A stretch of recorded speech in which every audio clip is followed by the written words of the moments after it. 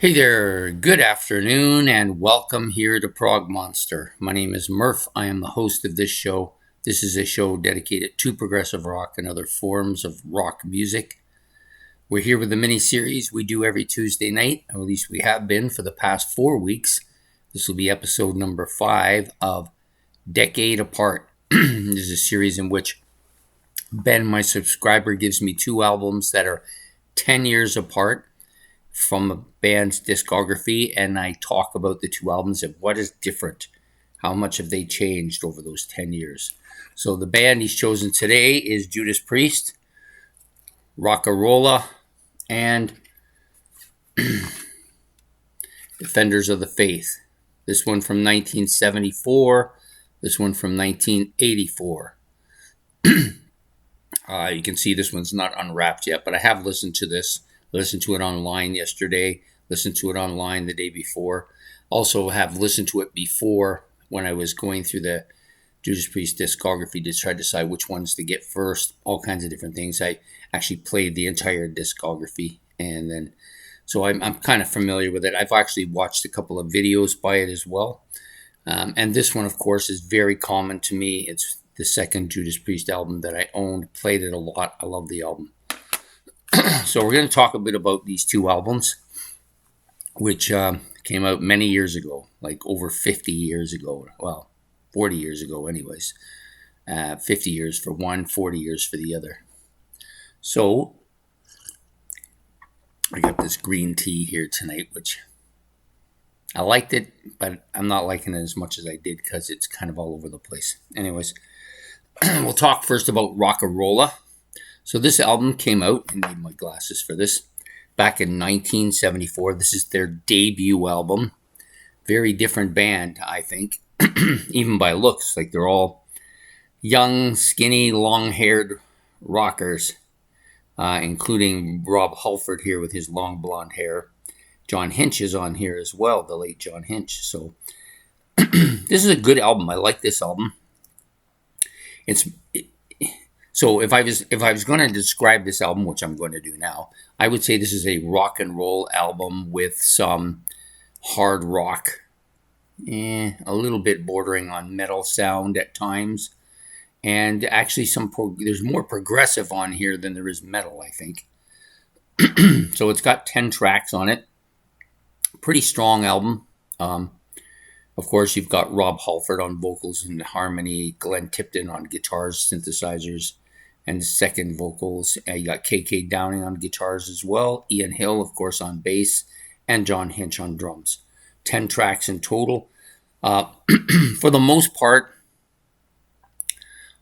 pretty tame vocals from Rob Halford here. He does have a couple where he goes really high, and you can see the music isn't really written for those vocals parts. I think that came much later, but at this stage of the game, a little bit tamer musically than the voice of Rob Halford can handle. The artwork was done by Mark Wilkinson, which actually surprised me. It's just a bottle cap, really, but this is a solid album. I'm not going to open it until I do my new album purchased for the month of June, but so I just listened to it online and watched a couple of videos, like I said. Roger Bain produced this album. The production's pretty good. The music is kind of a little on the thin side. You're not getting as bombastic and loud a sound as you normally get with Judas Priest. But still some really memorable songs here. A couple of them, specifically the one that comes to mind is this Run of the Mill, which is very kind of progressive in a lot of its elements. I actually liked it quite a bit. I thought the guitars were really good. The different solos by both guitar players, excellent. But it's definitely a different sounding album. Very kind of unproduction feel to it. It's not overproduced or anything like that. It's pretty clear sounding. It sounds a little bit on the raw side. Yeah, so great album. I like it. Then we go on to 10 years later. Now we are at Defenders of the Faith. This is a much heavier album, much better production here. It sounds produced. It's fairly clear sounding, but Rob Halford's voice is much louder and much more like what you've come to know him to have, that loud screeching voice. He almost has a level that most people can't even reach. A lot of really good songs on here. Free Will Burning, absolutely killer. Jawbreaker's good too. The Sentinel, fantastic. Love Bites, which was probably the song that made me buy the album. I liked it. I don't like it as much as I used to. It's a little bit too produced. There's just other better songs on this. Eat Me Alive, really good. Heavy Duty. This is, I think, a very beefy, heavy metal song. Absolutely. And then you got Defenders of the Faith. A couple bonus tracks on this as well, but much heavier, very metal sounding, good production, clear sounding, lots of background noise, not nearly, it doesn't sound thin, it sounds beefy. Very good album.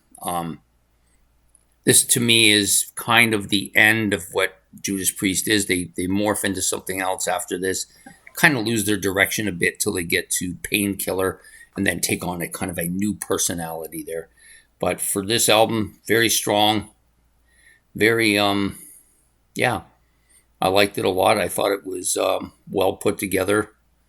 For the longest time, this was my second favorite Judas Priest album behind Screaming for Vengeance, which has a similar sound to it.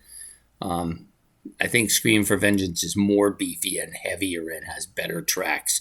This one is kind of its smaller sister, but still very good. Both album covers very kind of Transformer-ish looking. This one and Screaming for Vengeance. This one a little bit more. Feels like a Transformer album. But really good and definitely very metal sounding. There's that kind of progressive element is gone here. The rock and roll element's a little bit still here at different times, but basically it's overshadowed by that heavy metal element. So that's the two albums. Show you them one more time. Rock-a-Rolla, their debut album, and Defenders of the Faith from 1974. 1984. 74 and 84. So I hope you've enjoyed this episode. Please hit the like and subscribe. If you want, you can make your comments about either of these two albums in the comment section below. And I look forward to seeing you next week for the final episode of this series. So take care and have yourself a good one, and goodbye.